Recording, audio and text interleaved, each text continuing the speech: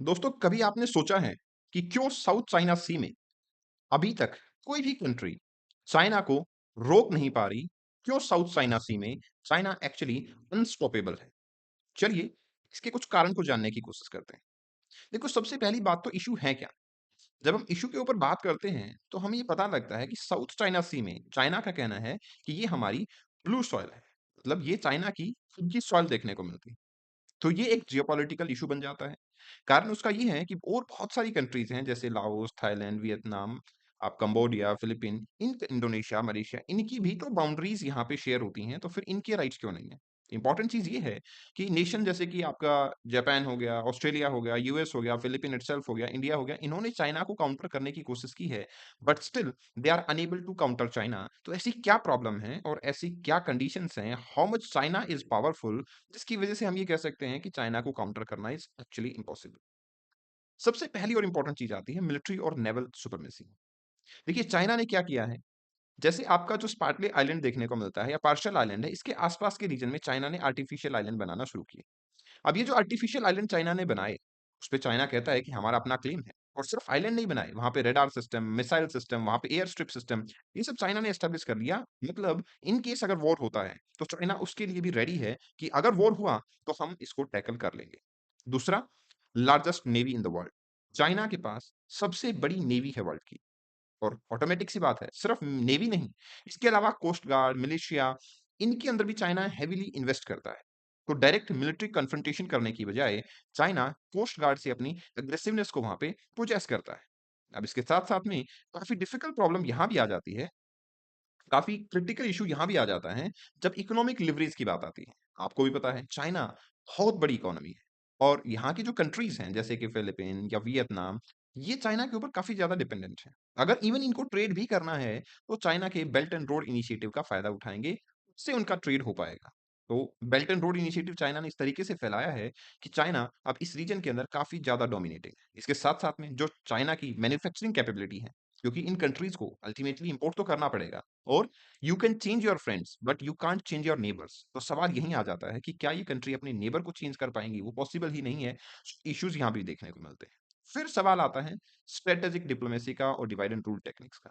China ने पूरी कोशिश की कि एशियन ग्रुप को वीक कर दिया जाए और वो हुआ।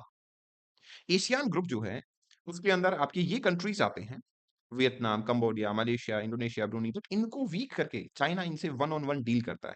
वन ऑन वन डील के साथ में प्रॉब्लम ये होती है कि ये चाइना के सामने अपने घुटने टिका देते हैं, क्योंकि चाइना अपनी डील को अपने हिसाब से इन्वेस्ट करने के लिए या फिर ट्रेड करने के लिए इनको कन्विंस कर लेता है। बायलैटरल एग्रीमेंट जो चाइना के हैं, वो काफ़ी स्ट्रॉन्ग है, जिससे कि मल्टीलैटरल एग्रीमेंट इनके काफ़ी वीक हो जाते हैं। इसके अलावा चाइना आपको पता है यूनाइटेड नेशन सिक्योरिटी काउंसिल के अंदर परमानेंट सीट पोजेस करता है। इन केस इन कंट्रीज को जब भी किसी यूएन के डिसीजन की रिक्वायरमेंट होती है, तो चाइना इनको फेवर करने के बारे में बात करता है। इस वजह से ये अपनी कैपेबिलिटीज को एनहांस नहीं कर पा रहे और चाइना के सामने स्टैंड नहीं कर पा रहे हैं। Then legal ambiguity. देखिए चाइना इस लेवल तक जा चुका है, जैसे united nation convention on law of से 2016 में परमानेंट कोर्ट से एक जजमेंट आती है, एक आर्बिट्रेशन आता है, जिसमें कहा जाता है कि China's claim on South China Sea वो क्या है आपका, हट जाना चाहिए। लेकिन बीजिंग इसको डिसमिस कर देता है और अपनी एक्सपेंशन को कंटिन्यू रखता है। ये जो 9 डैश लाइन है, ये जो डैश लाइन आप देख रहे हो, चाइना कहता है कि इस पे हमारा क्लेम है। फिर अब इसके अलावा कोई एनफोर्समेंट मैकेनिज्म नहीं है। ना कोई ऐसी फोर्सेस हैं जो इस रूलिंग को एनफोर्स कर पाएँ चाइना के अगेंस्ट, वो भी कॉम्प्लिकेटेड है। इंटरनेशनल जो एक स्ट्रॉन्ग बॉडी का होना, वो भी कहीं न कहीं प्रॉब्लमैटिक है। फिर बात आती है कि सर ये कंट्री जो है, जैसे यूएस है, वो तो अपने आप को बहुत पावरफुल मानता है। वो चाइना को काउंटर भी करना चाहता है, लेकिन आप यूएस की पॉलिसी देखो। यूएस क्या चाहता है? मेक अमेरिका ग्रेट अगेन, वो अमेरिका पे फोकस करता है। अब अमेरिका पे फोकस करेगा तो वो डायरेक्टली मिलिट्री बेसिकली कन्फ्रंट नहीं करेगा। तो यूएस और जो एलाइज़ हैं, वो भी स्ट्रैटेजिकली वीक हो रहे हैं। अब आप तो देख ही रहे हो, यूएस ने जहाँ यूक्रेन को सपोर्ट करके रशिया से लड़वा तो दिया, अब यूक्रेन से ही बैकआउट कर लिया, तो यहाँ पे डायरेक्ट कॉन्फ्लिक्ट के लिए कोई भी कंट्री सामने नहीं आती है। अदर ग्लोबल इश्यूज़ हैं, उन पे फोकस करते रहते हैं, जिनसे उनकी अपनी डेवलपमेंट एन्श्योर हो पाए। रीजनल कंसर्न्स कुछ है नहीं। आपका जो मलेशिया है, इंडोनेशिया है, इनके पास में कोई मिलिट्री कन्फ्रंटेशन नहीं है। इनकी अपनी पॉलिसीज़ ऐसी हैं कि हम सॉफ्ट पावर को प्रमोट करेंगे। तो आप समझ सकते हो इस तरीके से प्रॉब्लम ये आ रही है कि कोई भी ऐसी इंटरनेशनल ना तो कंट्री है, ना ही कोई ऑर्गेनाइजेशन है जो चाइना को काउंटर एक्चुअली करना चाहती है। तो सवाल अब ये है कि पॉसिबल सॉल्यूशन क्या हो सकते हैं? क्या चाइना का डोमिनेंस ऐसे ही चलता रहेगा? I am sorry. तो देखो ऐसा तो नहीं है, पॉसिबल सॉल्यूशंस हो सकते हैं। पॉसिबल सबसे पहला सॉल्यूशन होता है कि इनको रीजनल अलायंस जो है वो स्ट्रॉन्ग करने पड़ेंगे। रीजनल अलायंस का मतलब है कि एक तो आपका क्या हो, जैसे क्वाड्रिलेटरल ग्रुप है, ठीक है ना? क्वाड्रिलेटरल ग्रुप है। इन कंट्रीज़ को ट्राई करना चाहिए कि वो क्वाड ग्रुप में ऐड हों। क्वाड ग्रुप को एक्सपेंड किया जाए। क्वाड में कौन आता है? इंडिया, ऑस्ट्रेलिया, जापान, ठीक है ना? इसके अलावा यूएसए, तो इन कंट्रीज़ को चाहिए कि ये क्वाड ग्रुप के अंदर ऐड हों। इसके अलावा जैसे फिलीपीन ने ब्रह्मोस मिसाइल के लिए इंडिया से बात की है, तो इस तरीके से बातचीत भी कामयाब हो सकती है कि आप अपनी मिलिट्री कैपेबिलिटीज़ को बढ़ाओ ताकि चाइनीज़ एग्रेशन को रोका जा सके।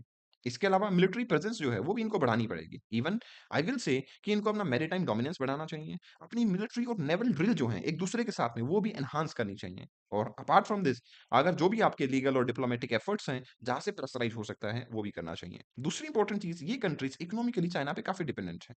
इनको ये भी स्टेप लेने चाहिए कि अपनी इकोनॉमी को डाइवर्सिफ़ाई करें। हालाँकि इंडोनेशिया इसमें काफ़ी कारगर है और वो करने की कोशिश भी कर रहा है, बट आइडियली सभी कंट्रीज़ को अपनी इकोनॉमी को डाइवर्सिफ़ाई करना चाहिए, क्योंकि चाइना के साथ अगर कुछ भी तीखी आवाज़ में बात होती है, तो इनके ट्रेड को ब्लॉक कर दिया जाता है, वो काफ़ी बड़ी प्रॉब्लम है।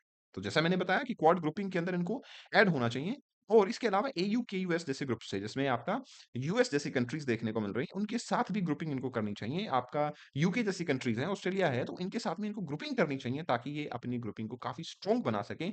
That should be the whole agenda. मतलब ये होगा कि जैसे किसी से कॉन्फ्लिक्ट होता है ना, तो third person as a mediator लाना चाहिए, और अगर वो थर्ड पर्सन स्ट्रॉन्ग हो तो बहुत ही बढ़िया होगा। आइडियली इनको अपने डिप्लोमैटिक चैनल्स को ओपन करना चाहिए। आपका क्या मानना है? क्या साउथ चाइना सी में चाइना को रोका जा सकता है?